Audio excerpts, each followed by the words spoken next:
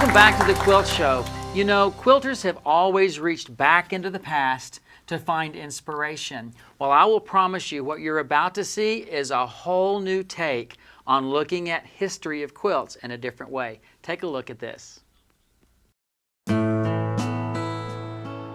the year 2000, I was director of the Rocky Mountain Quilt Museum in Golden, and we were working on our website. So we had an intern come in to help us.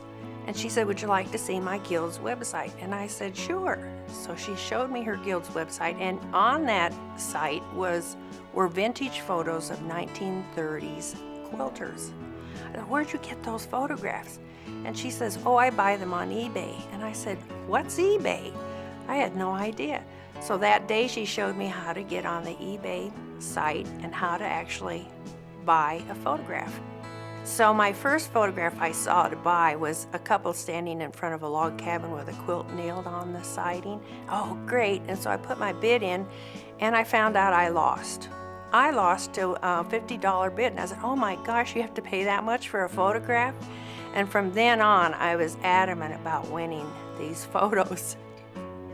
I started buying these photos because it combined my love of looking at old photos and staring at people's faces and wondering who they were and what were they doing and what were they thinking. They just fascinate me.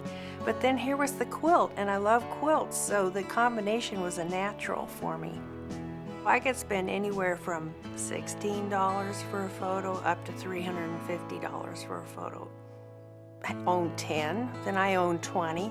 Then I owned 30, and it kept growing and growing. So I had said, I've got to organize these. This collection is growing. And so I found a method of organizing them, and I just spent the next 10 years accumulating photos, not knowing what I would be doing with them. I think I have one of the largest collections of these vintage photos with quilts in them. And because of my association with the American Quilt Study Group, they said, you've got to make a book, Janet. Now that I'm writing the book, I had to really give them serious thought. So I studied them, and I was amazed at the huge stories many of the photos came up with. In the 1880s, 90s, 1900 and 1020s, the people had prior to that, those dates, were going to a photography studio to have their portrait taken. And then these photography studios realized that, hey, they could be making more money if they sent the photographer out to the farm or the city or the site of the average citizen. All these photos were taken outdoors because the lighting conditions were better outdoors than indoors. So the lady of the house would say, "Yes, I have a quilt, a favorite quilt," and it was her prized possession. She brought that out, and they nailed it up to the side of the building, and then they were posed in front of the quilt. In most of the instances, you can see the ground that their feet are on. There's grass and dirt, and then the man's usually seated on a chair, and the lady is standing next to him, and the quilt, the beloved quilt, is in the background. I would say each photo that's in the book took over 6 hours to research, study, and determine what I was going to say about it. So much of it depended on that, on dating the photograph, on what was that photographic format. So I had to learn about photography, the history of photography, and that was fascinating to me. My father was always taking pictures of us in the 40s, so he loved cameras, and I always saw him taking pictures. So I think that's where my real love of photography began. So the rule of thumb when you're dating a photo is that you consider the format that it's in, whether it's a cabinet card or a tin type or a glossy black and white photo. That gives you your date range. And then the second consideration is the costume, the dress that they're wearing, and the hairstyle. I was not an expert at any of this, so my rule of thumb is ask and you shall receive. So I was lucky to find a skilled genealogist that would love to help me. She's also a quilter, and she was able to find stories for me. In the background would be a portrait of an ancestor hanging there so that when the family, as they're having their photo taken, they wanted to remember those that have gone before them. Another type of setting would be the girl sitting there with a quilt in the background. The quilt could have been made by her grandmother, but she's holding an album, and the album contains the photos of the family. And so I call it remembrance photography.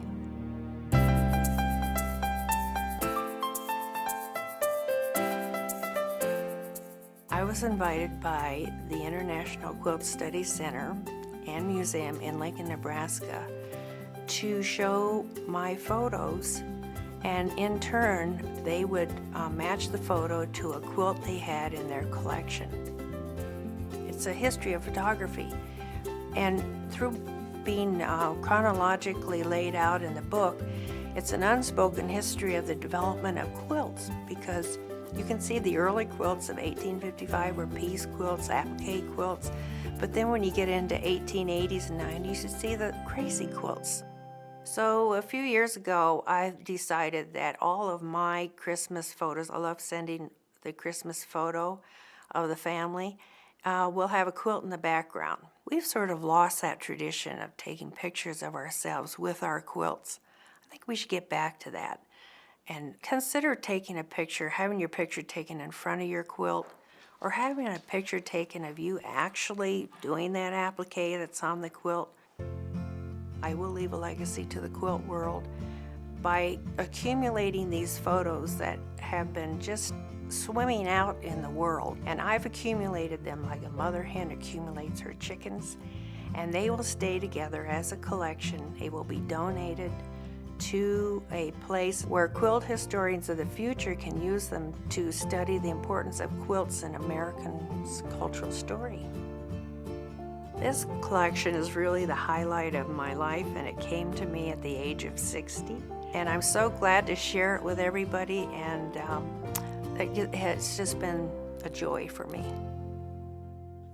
And we are so happy to have in the studio Janet Finley, the lady with the passion for antique photos with quilts. Janet, welcome to the Quilt Show. Thank you.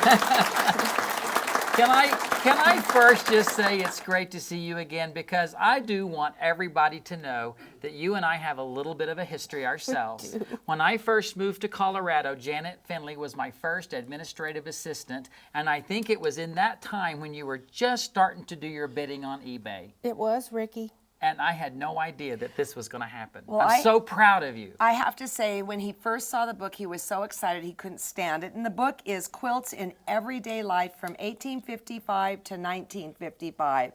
And he just could not stop chatting about this wonderful book. And it is wonderful. Well, Janet, it's like nothing else. There is no other quilting book in history like this one. It's an amazing vision. I think so too, Ricky.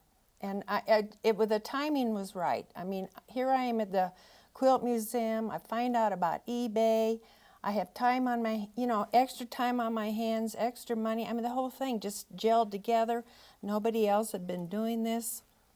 So it was just fortunate. I was at the right time at the right place. And kudos for even mentioning in that piece that we need to be taking pictures of us and our family with quilts so that there will be pictures in the future with the same kind of impact. We need to go and look at family photographs differently, because I know my mom and dad have a stack of them.